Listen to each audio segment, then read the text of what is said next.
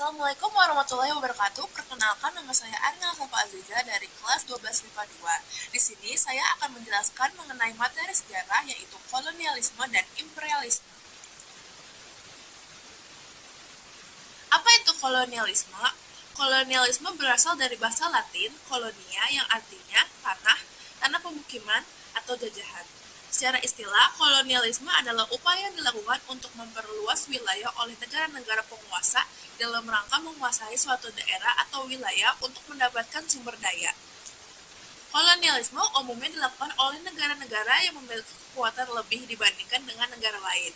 Contohnya seperti Spanyol menguasai wilayah Filipina dan Kolombia, dan Belanda yang menguasai wilayah Indonesia.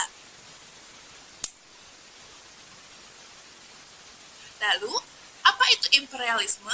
Imperialisme berasal dari bahasa Latin imperare yang artinya menguasai. Secara istilah, imperialisme berarti upaya untuk memegang kendali pemerintah dari negara lain yang bertujuan untuk menguasainya dalam memperoleh kekuasaan atau keuntungan dari negara yang dikuasainya. Jenis-jenis kolonialisme dan imperialisme. A. Jenis-jenis kolonialisme. Yang pertama ada koloni eksploitasi, yaitu menguras habis sumber daya daerah jajahan. Kedua, koloni penduduk, yaitu dilakukan dengan mengusir atau menghilangkan penduduk lokal di suatu wilayah. B. Jenis-jenis imperialisme. Imperialisme dibagi menjadi dua, yaitu berdasarkan waktu dan tujuannya, yaitu ada imperialisme berdasarkan waktunya. Yang pertama, imperialisme kuno. Muncul sebelum revolusi industri di Inggris yang dilatar belakangi oleh 3G, yaitu gold, gospel, dan glory. Yang kedua, ada imperialisme modern.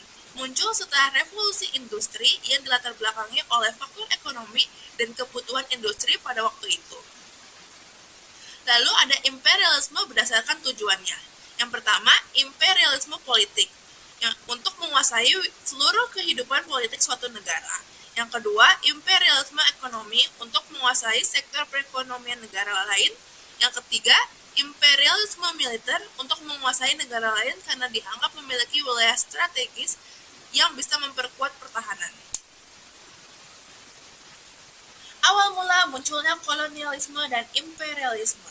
Pada mulanya, ada kota yang bernama Konstantinopel. Kota ini merupakan kota dagang yang strategis. Banyak barang-barang dari Asia seperti sutra hingga rempah-rempah yang masuk ke Eropa melalui kota ini. Pada tahun 1453, Konstantinopel yang awalnya dikuasai oleh Kekaisaran Romawi Timur jatuh ke tangan Turki Utsmani. Setelah itu, Kesultanan Konstantinopel pun membuat aturan yang memberatkan para pedagang Eropa seperti pajak tinggi yang mengakibatkan sebagian orang tidak bisa berdagang. Padahal di masa itu, rempah-rempah sangat tinggi nilai jualnya di Eropa. Akibat kesulitan mendapat pasokan barang dari Asia, orang Eropa akhirnya berpikir untuk mencari langsung ke sumbernya. Mulailah dilakukan penjelajah samudra untuk menemukan daerah penghasil rempah-rempah, salah satunya ke Nusantara. Setelah sudah sampai di Nusantara, orang-orang yang datang ini semakin lama semakin ingin menguasai seluruh wilayah dengan cara menjajah. Dampak kolonialisme. Yang pertama, dalam bidang politik. Kolonialisme menyebabkan sistem pemerintahan diubah dengan mengubah para bupati menjadi pegawai negeri yang digaji, meskipun sebelumnya mereka memiliki kedudukan turun-temurun yang mendapat upeti dari rakyat. Ini menjadikan para bupati sebagai alat kekuasaan kolonial, menggantikan adat istiadat. Jawa dijadikan pusat pemerintahan dan dibagi menjadi wilayah prefektur. Kedua, dalam bidang sosial. Kolonialisme menyebabkan munculnya berbagai golongan sosial seperti golongan timur asing seperti orang Cina dan timur jauh, golongan Eropa seperti Belanda, dan golongan pribumi. Ketiga, dalam bidang ekonomi. Kolonialisme menyebabkan para penjajah memonopoli wilayah sehingga menyebabkan gangguan dalam perdagangan. Dampak imperialisme. Yang pertama, dalam bidang politik.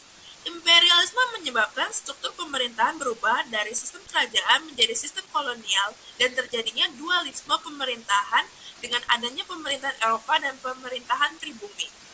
Yang kedua, dalam bidang ekonomi. Imperialisme menyebabkan terjadinya pembangunan infrastruktur perdagangan seperti Jalan Raya Anyer, Panarukan, pada masa pemerintahan Daendels.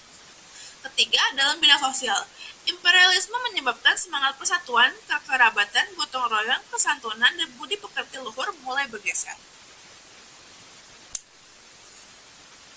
Terima kasih, sekian dari saya. Wassalamualaikum warahmatullahi wabarakatuh.